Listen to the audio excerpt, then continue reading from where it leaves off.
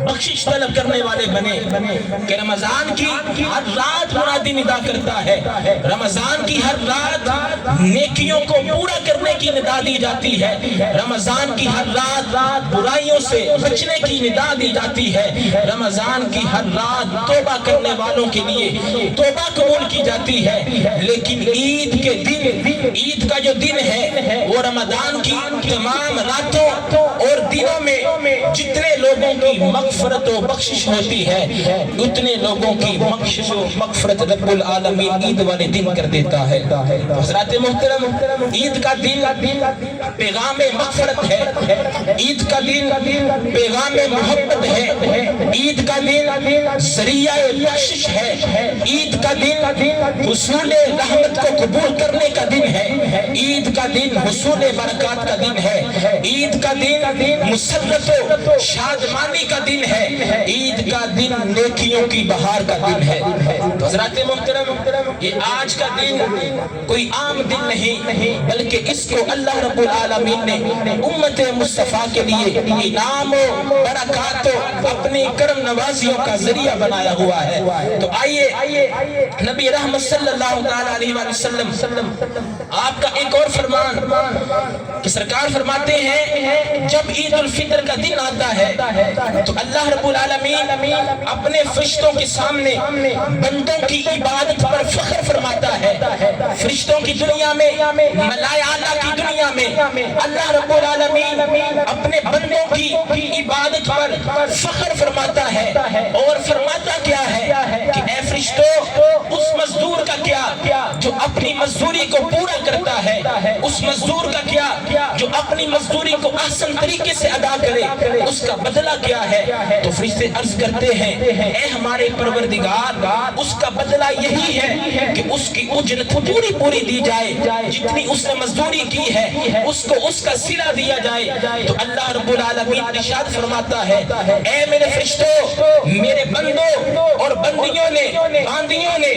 میرا فریضہ پورا کیا جو میں نے ان پر لاگو کیا تھا، پھر دعا کے لیے چلتے ہوئے یہ عیدگاہ کی طرف نکلے ہیں، کھلے آسمان کے اندر جمع ہوئے ہیں۔ میری عزت، میری بخشش، میرے جلال کی، میری بلندی کی اور میرے بلند مرتبہ کی قسم، تم ان لوگوں کی باتوں پر، دعاؤں پر گواہ ہو جاؤ جو آج میرا فریضہ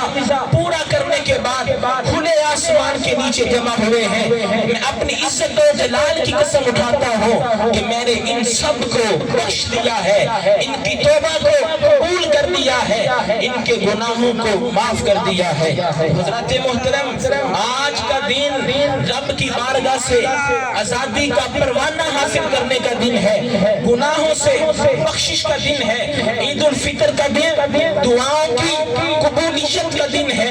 گناہوں کی بخشش کا دن ہے، توبہ و استغفار کا دن ہے۔ حضرات محترم، کسی نے حضرت سیدنا شیخ عبد القادر جیلانی سے محلے کے بچوں نے آ کر سوال کیا، حضور کل عید کا دن ہے، مسرت و شادمانی کا دن ہے، کل خوشیوں کا دن ہے، تو اس کے اندر آپ ہمیں کوئی ربائی ارشاد فرمائیں۔ تو آپ نے کیا ارشاد فرمایا؟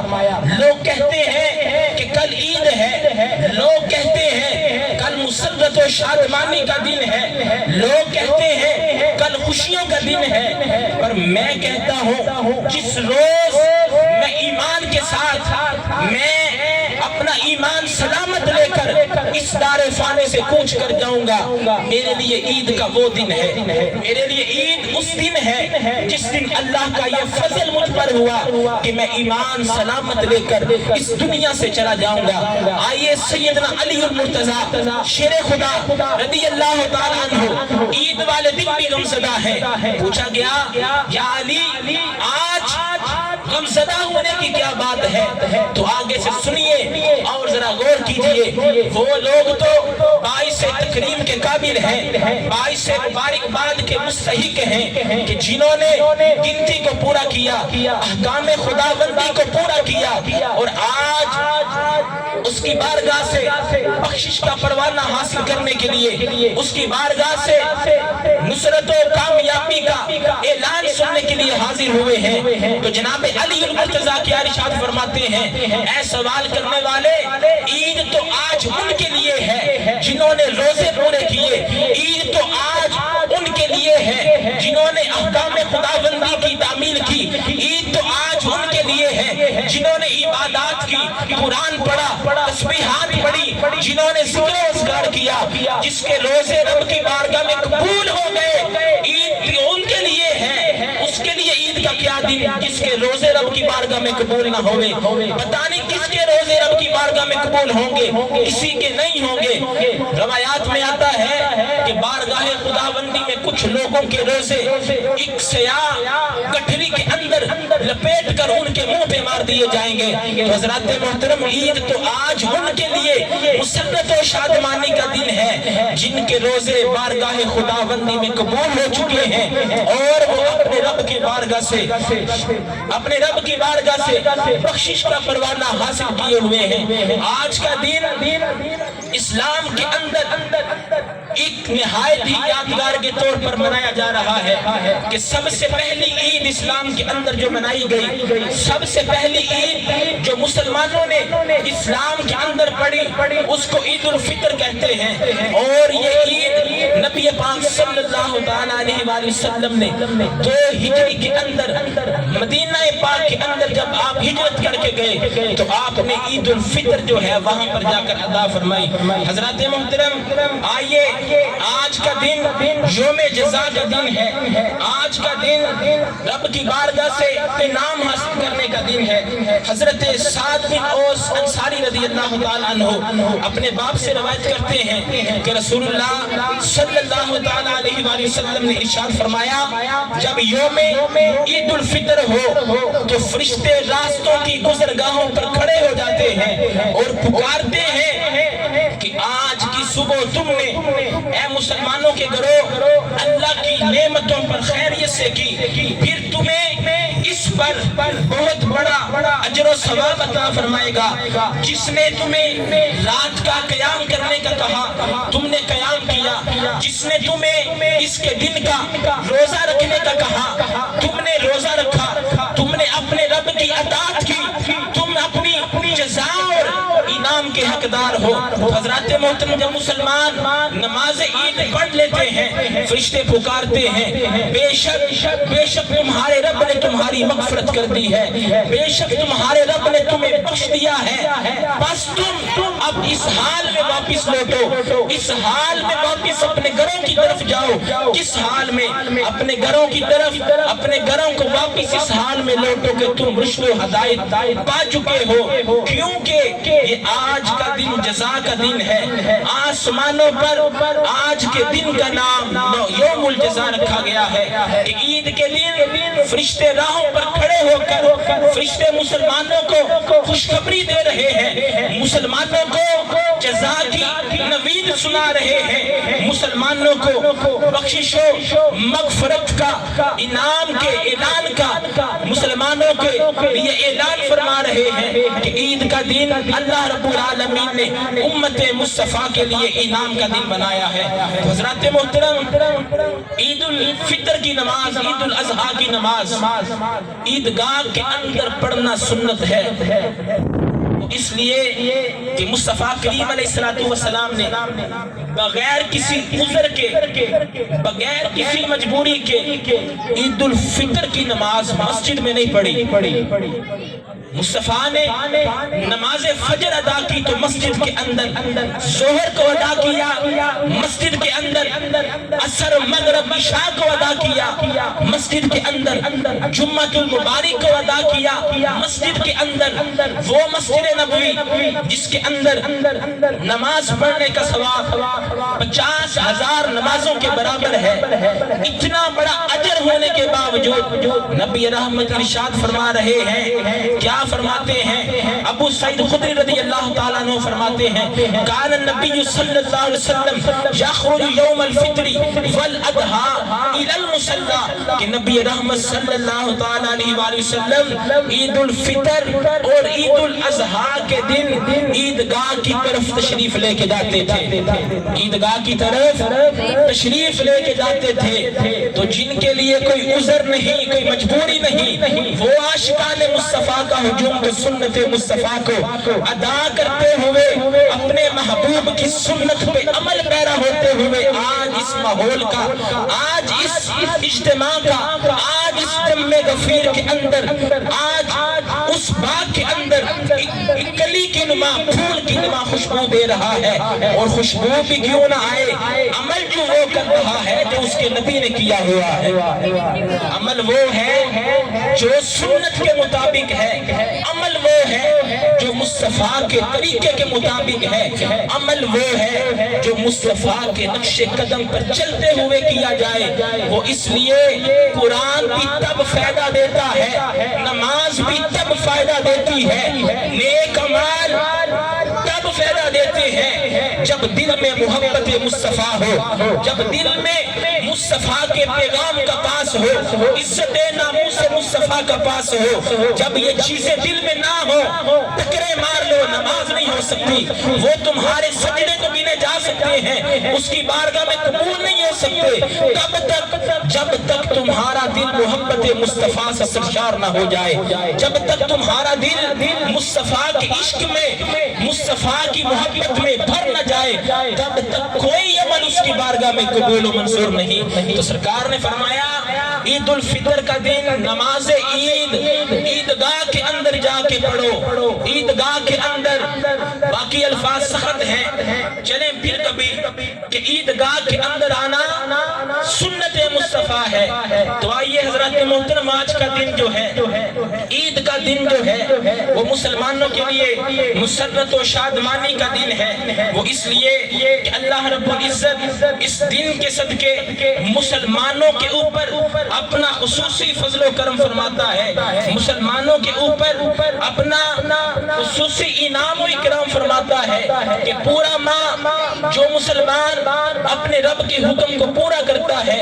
آج یوم جزا کا دن ہے، آج مسلمانوں کے انعام کا دن ہے، آج مسلمانوں کا اس کی بارگاہ سے خوشنودی حاصل کرنے کا دن ہے۔ تو اللہ رب العزت نے اس دن کو مسلمانوں کے لیے انعام کا دن فرمایا۔ آئیے حضرت عمر بن عبدالعزیز، تاریخ اسلام کے اندر ایک سنہرا باب، تاریخ اسلام کا ایک عظیم ہیرو، مسلمانوں کا امام، امیر المومنین، خلیفۃ المسلمین کے گھر کا ماحول ہے کہ باہر سے آپ کا بچہ جو ہے وہ روتا ہوا آتا ہے اور آ کر اپنی والدہ کے گلے سے لگ جاتا ہے۔ ماں پوچھتی ہے اے بیٹے مسئلہ کیا ہے، وجہ کیا ہے، صبح عید کا دن ہے، تیرے رونے کی وجہ کیا ہے؟ تو بیٹا آگے سے عرض کرتا ہے ماں صبح عید کا دن ہے، بنو امیہ کے لوگوں نے نئے کپڑے پہنے، نئے لباس پہنے، ہمارے پاس نئے کپڑے نہیں ہیں، ہمارے پاس عید والے دن نیا لباس پہننے کو نہیں ہے۔ عیدگاہ کی طرف جاتے ہوئے دوسرے بچوں کے ساتھ مجھے شرم آتی ہے۔ اتنے میں امیر المومنین حضرت عمر بن عبدالعزیز رضی اللہ تعالیٰ عنہ گھر میں تشریف لاتے ہیں اور آ کر دیکھتے ہیں کہ بچہ رو رہا ہے۔ ماں جو ہے بچے کی، آپ کی زوجہ جو ہے وہ اپنے سرتاج سے مخاطب ہو کے کہتی ہے کہ آپ بچوں کے لیے عید کے کپڑوں کا انتظام کریں۔ تو آگے سے امیر المومنین خلیفۃ المسلمین کیا فرماتے ہیں؟ آپ فرماتے ہیں تم اس بات سے بخوبی واقف ہو کہ مجھے امور سلطنت کو ادا کرنے پر جو اجرت ملتی ہے، جو مزدوری ملتی ہے، وہ 2 درہم ہے اور ان سے بمشکل گھر کا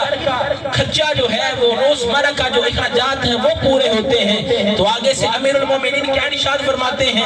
اے میری رفیق حیات، اگر تیرے پاس کوئی زیورات ہیں، تیرے پاس کوئی زیور کا کوئی تیرے پاس اس طرح کا سامان پڑا ہوا ہے تو انہیں دے کر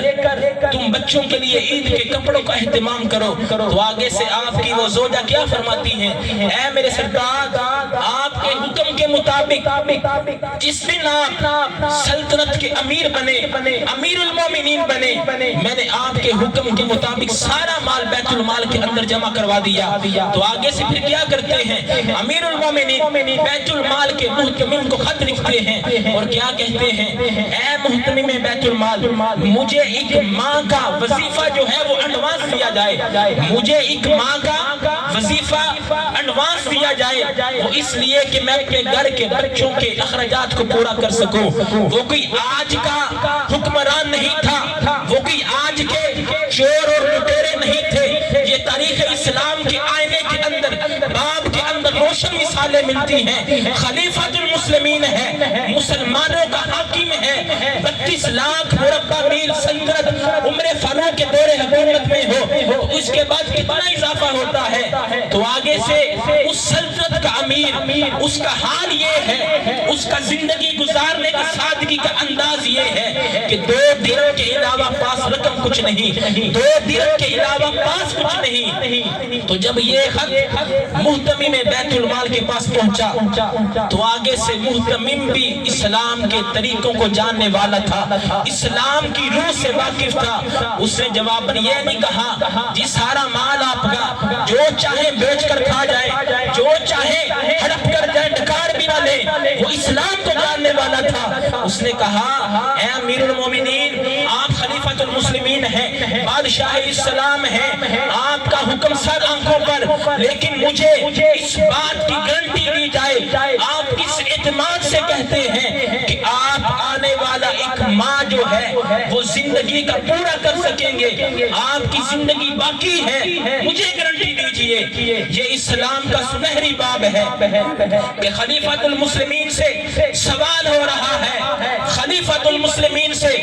حکمران کے آگے رعایا جو ہے، وزیر اور مشیر جو ہے وہ کھڑے ہو کر سوال کر رہے ہیں۔ تو آگے سے محتمم اعلیٰ کا جب یہ جواب سنا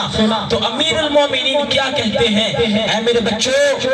آج قدر اس کی ہے جس کے روزے بارگاہ خداوندی میں قبول ہے۔ آج پرانے کپڑے پہن کر عید منا لو۔ آج مجھے محتمم اعلیٰ نے بیت المال کے ایک بہت بڑے گناہ سے بچا لیا ہے۔ حضرات محترم، جب حکمران ایسے ہو، جب رب کا فضل ایسا ہو تو پھر اسلام ایسے ترقی کرتا ہے، تب اسلام ایسے عروج پاتا ہے۔ حضرات محترم، آج کا دن رب کی انعامات کو، رب کی برکات کو، اس کے فضل کو حاصل کرنے کا دن ہے۔ آج کا دن اس کی نعمتوں سے مزین ہونے کا دن ہے۔ تو آئیے اس عید الفطر کے اجتماع سے ایک یہ بات اپنے ساتھ لیتے جائیے کہ نبی رحمت کے فرمان کے مطابق آپ گھر سے نکلتے ہیں تو کیا دیکھتے ہیں؟ سامنے ایک یتیم بچہ کھڑا ہے، آپ اس کے سر پہ دست شفقت رکھتے ہیں، وہ روتا ہوا خاموش ہو جاتا ہے۔ آپ فرماتے ہیں یتیم بچے، اے بے سہارا بچے، کیا تم اس بات پہ خوش نہیں کہ محمد رسول اللہ تیرے باپ ہے، سیدہ ام عائشہ صدیقہ تیری ماں ہے؟ سرکار کا یہ فرمانا تھا کہ بچے کے منہ پہ مسکراہٹ آ جاتی ہے، بچے کے منہ پر خوشی آ جاتی ہے۔ سرکار گھر لے کے جاتے ہیں، لباس پہناتے ہیں، اسے عیدگاہ کی طرف لے کے جاتے ہیں، اور نبی رحمت کیا فرماتے ہیں؟ میرے غلاموں، یتیم کی کفالت کرنے والا، یتیم پر دست شفقت رکھنے والا، یتیم کے ساتھ ہمدردی کرنے والا کوئی ایسا ہی نہیں جو یتیم کے سر پہ دست شفقت رکھے، جو اس کے ساتھ ہمدردی کا اظہار کرے۔ میں محمد اس بات کی گواہی دیتا ہوں، بشارت دیتا ہوں، میں اسے انعام کے طور پر اس بات کا اعلان کرتا ہوں کہ جتنے اس کے بعد بچے کے بعد دست شفقت رکھنے والے ہاتھ کے نیچے آئیں گے، اللہ رب العزت اتنے ہی گناہوں کو معاف فرما دے گا۔ حضرات محترم، آج کا دن یتیموں کے ساتھ اظہار محبت و ہمدردی کا دن ہے۔ آج کا دن غریبوں کے ساتھ اچھے سے پیش آنے کا دن ہے۔ آج کا دن امت مصطفیٰ کے ان لوگوں کے ساتھ جن کے ساتھ اسلام نے تعاون کرنے کا کہا ہے، ان کے ساتھ اپنا مالی طور پر، اخلاقی طور پر رویہ اچھا کرنے کا دن ہے۔ دعا کہ اللہ رب العزت آج کا دن ہمارے لیے باعث و مسرت و شادمانی کا جو پیغام لے کر آیا ہے اسے سمیٹنے والا بنائے، اور اس کی نعمتوں کو اپنے دامن کرم میں ہمیں محصول کرنے کی کوشش عطا فرمائے. دعا ہے کہ اللہ رب العزت ہمیں ہمارا جینا اور مرنا جو ہے وہ عشق مصطفیٰ میں کرے. وما علینا الا البلاغ المبین.